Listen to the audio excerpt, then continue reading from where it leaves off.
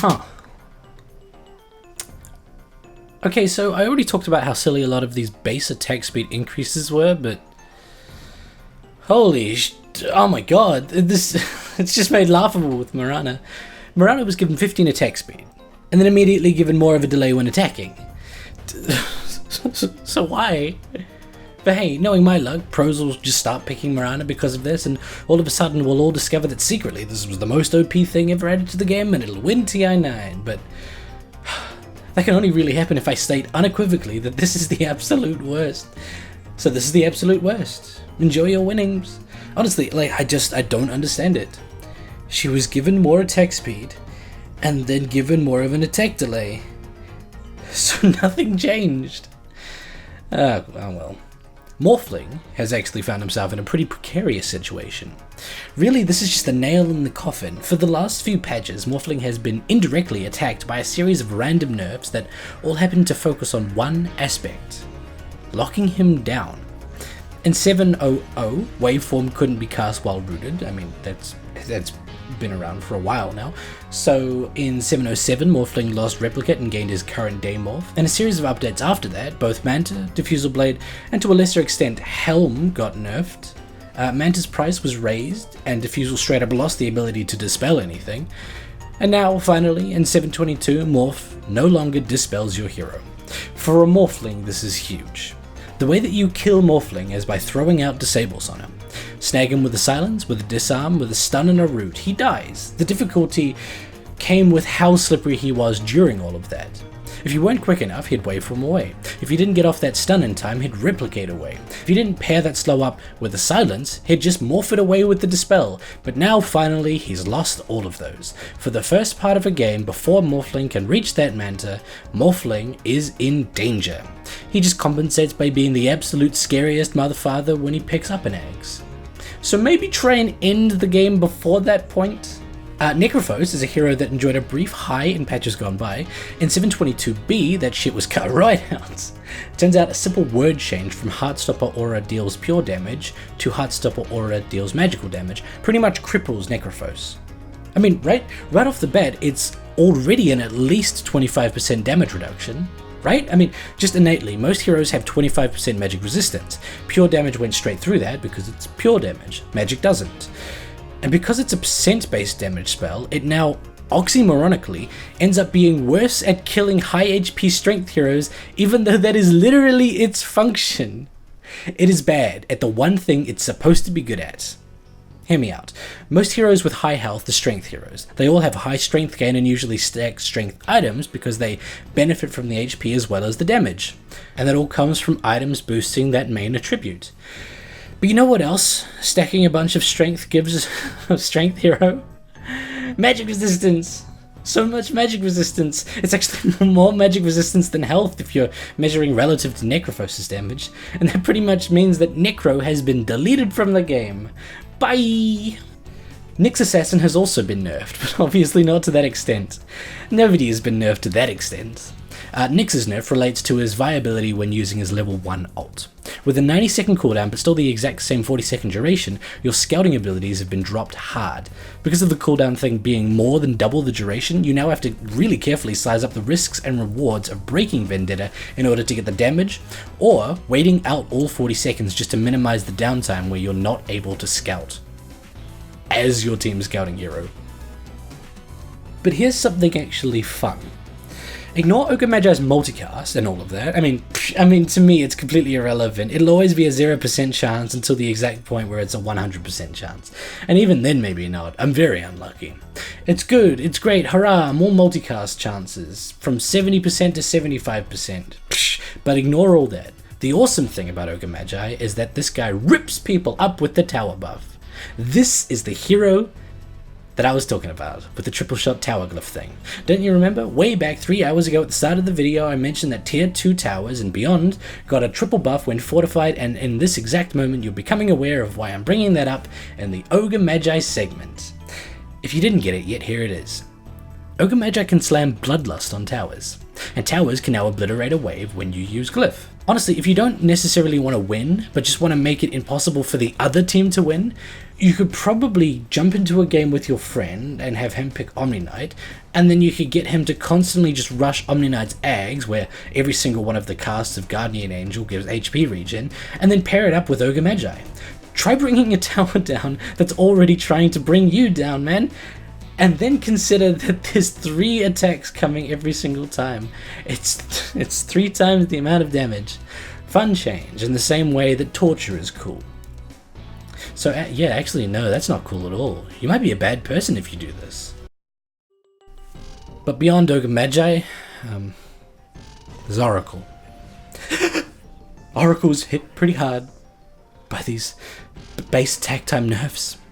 He went from having the best base attack time in the game to just the same as everyone else's. You know, I guess it's for the best, right? I don't really know why IceFrog ever gave Oracle a base attack time higher than everyone else's. It didn't ever really make sense beyond this small window where Oracle's Fate's Edict, the one that disarms an enemy, also made that same enemy take amplified physical damage. But that was back when he was first added. Back then, having high attack speed and a low base attack time meant you could squeeze in that extra hit. But that's long gone, and I mean, so is that really crazy concept of playing Oracle like a hard carry because of its insanely low base attack time. That could mean that you could build damage on damage on damage and never even use the spells. It's gone. That's all gone. I swear. Because that's silly. Who would have ever thought that that was a good idea? Oh, on an unrelated note, if you see Armlet in Oracle games in my history, it's just because I was holding it for another teammate. I wouldn't do something as silly as buying Armlet on Oracle to benefit from his BAT. That would be crazy. Also, the only way to play Oracle is delayed for a bit. Again, completely unrelated. Okay, moving on. Remember how OD had this spell called Essence Aura that pretty much guaranteed you and your team never ran out of mana? Wasn't that awesome? I remember those days. OD was very good and didn't even need any sort of update. And then they updated him and gave him Equilibrium. It was a punch in the gut that caused us to need to fundamentally change how we approached OD, but hey, Equilibrium seemed like a good spell itself. It gave mana based on damage dealt, so pretty much a mana lifesteal, right? And it also gave a slow. That's awesome. OD didn't have one of them. It was tough to wrap our heads around Essence Aura and the prospect of OD being played as a hero who never once had to care about mana management, but we made it work. Equilibrium was great, and again, didn't need any sort of update. And then I updated him again, and now we have the best of none. 722's new Equilibrium is like a bastardized version of Essence Aura, where it provides a percentage of mana, based off of the damage that you deal, with attacks and spells, and then, when activated, triples that amount. But the thing is, now it's just a shitty version of both of the old spells. It doesn't passively give you back mana simply by casting Arcane Orb, which is kind of a major part of Essence Aura's synergy with it back in the day. It now depends on the damage that you deal with Arcane Orb. But here's the thing. Arcane Orb works by dealing a percentage of OD's current mana pool as damage. And when you're low on mana, Arcane Orb does no damage. So the fact that Equilibrium gives you 32% of the damage you deal back as mana, and you'd want mana when you're low on mana, and Arcane Orb does less damage when you're low on mana, well, you can see how this would sort of trip over itself. In fact, here's a fun fact. Fun might not be the best word. Arcane Orb costs 200 mana to cast, write that down, and deals 9% of your current mana as damage, write that down. Current mana meaning after the mana cost of Arcane Orb, so minus 200 every single time. Essentially, it's calculated on hit, right?